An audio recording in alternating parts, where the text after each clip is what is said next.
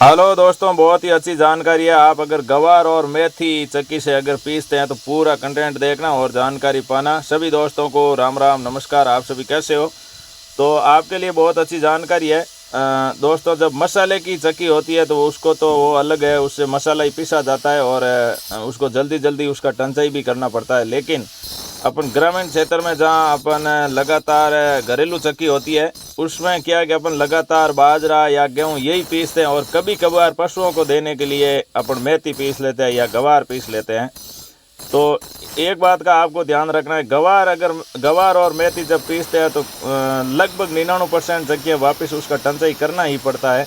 तो उसके बारे में एक जानकारी भी है। अगर आप मेथी पशुओं को पीस के दे रहे हैं, उसके साथ पीसने के बाद अगर अनाज मिला के पशुओं को देते हैं, या गवार जब पीसते हैं और गवार पीसने के बाद उसके साथ अनाज कोई मिला के पशुओं को अगर देते हैं, तो आप वो अनाज जब मेथी पीसते हैं, 20 किलो मेथी पीसते हैं तो 5-7 किलो अनाज उसके साथ पहले मिला करके आप पीस लें, ताकि आटा भी बाद में बराबर निकालती रहेगी। नहीं तो क्या टंचाई करना पड़ता है, बाकी कोई दिक्कत नहीं है। जैसे भी आपने सीधा मेथी पीसा किसी बिना मिलावट के, तो बहुत सी बार 99% आप मानो कि उसको टंचाई करना ही पड़ता है चक्की का।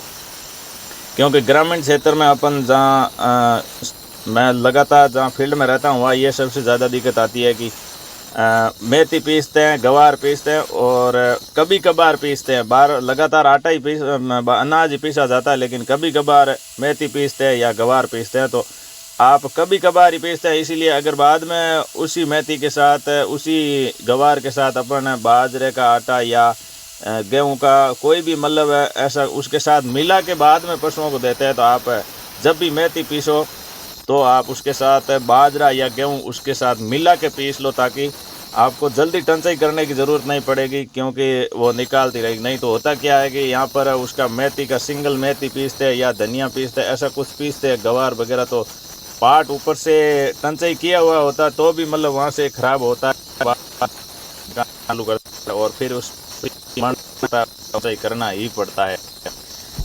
इसीलिए आपके लिए बहुत महत्वपूर्ण जानकारी भी है। आप वीडियो को ज़्यादा से ज़्यादा शेयर करना दोस्तों, और इस तरह टंचाई आपको कर लेना है। बहुत ही शानदार तरीके से दोनों पार्टों की करते हैं टंचाई, आपको जानकारी भी दे देता हूं। आप लास्ट तक कंटेंट देखना। इस तरह एकदम फर्स्ट क्लास खालियाँ सही तरीके से होनी चाहिए, ताकि आटा भी तेज़ी से निकाले और बारीक निकाले। नहीं तो खालियों में जब प्रॉब्लम होती है किसी तरह से, मतलब खालियाँ सही नहीं होती है, टेपरिंग सही नहीं होती खाली की, या ज़्यादा गहराई हो जाती है या बाहर से ज़्यादा चौड़ाई हो जाती है खाली की, तो क्या है कि लगातार फिर आटा बड़ा निकालती है चक्की और सही नहीं चल पाती है। इसीलिए टंचाई का विशेषकर ध्यान रखना होता है कि टंचाई सही तरीके से होनी चाहिए, ताकि आटा भी सही निकाले और आटा बारीक भी निकाले।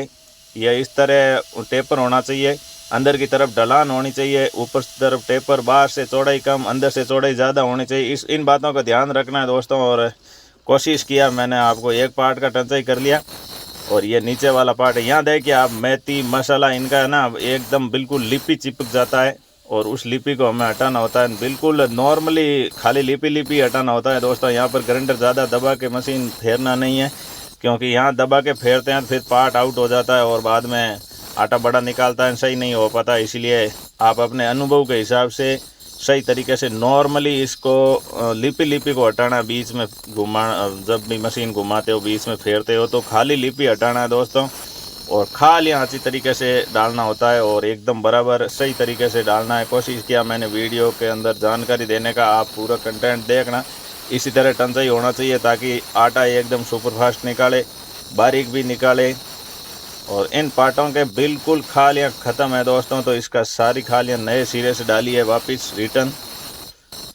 तो खाली का साइज़ बिल्कुल आपको ध्यान रखना है और गहराई ध्यान रखना है। ये दो चीज़ें खाली की बिल्कुल आपको ध्यान रखनी, तभी मतलब सही आटा निकालेगी। क्योंकि खाली की गहराई भी ज़्यादा नहीं होनी चाहिए और चौड़ाई भी ज़्यादा नहीं होनी चाहिए। अंदर की तरफ से चौड़ाई ज़्यादा हो तो चलेगा, लेकिन बाहर वाले हिस्से से बिल्कुल चौड़ाई कम होनी चाहिए खाली की। और खाली का ढलान बाहर से भी अंदर की तरफ होना चाहिए, ऊपर से ऐसे तिरछा टेपर होना चाहिए खाली, ताकि किसी भी तरह से आटा बड़ा न निकाले। और जैसे ही पार्ट आटा बनाता है खाली के अंदर आके गिरता है और सीधा बाहर आ जाता है। इसी हिसाब से खाली होना चाहिए।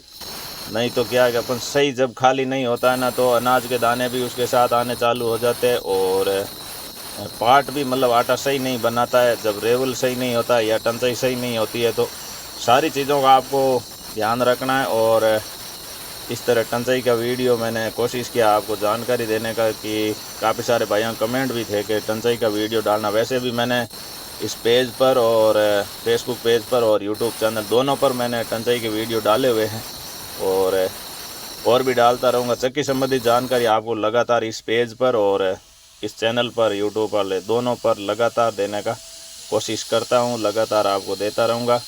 आपने चैनल को सब्सक्राइब नहीं किया था, सब्सक्राइब ज़रूर कर लेना, वीडियो को शेयर करना, कमेंट करना, लाइक करना, ताकि आपको लगातार आटा चक्की रिपेयरिंग संबंधित जानकारियाँ मिलती रहे। अपने फील्ड का काम है और फील्ड के काम के साथ साथ आप सभी भाई दोस्तों को मैं लगातार जानकारी देने का प्रयास करता रहूँगा ताकि आप भी अपनी चक्की आराम से ठीक कर सको, किसी भी तरह की कोई दिक्कत ना आए जानकारी के अंदर। और बिल्कुल आप भी अपना चक्की आराम से टंचाई कर सकते हैं, फिटिंग कर सकते हैं, सही कर सकते हैं जानकारी के माध्यम से। तो आपको लगातार जानकारियाँ मिलती रहेगी। आपका प्यार सपोर्ट लगातार आप बनाए रखना। मिलेंगे अगले वीडियो में। राम राम, नमस्कार।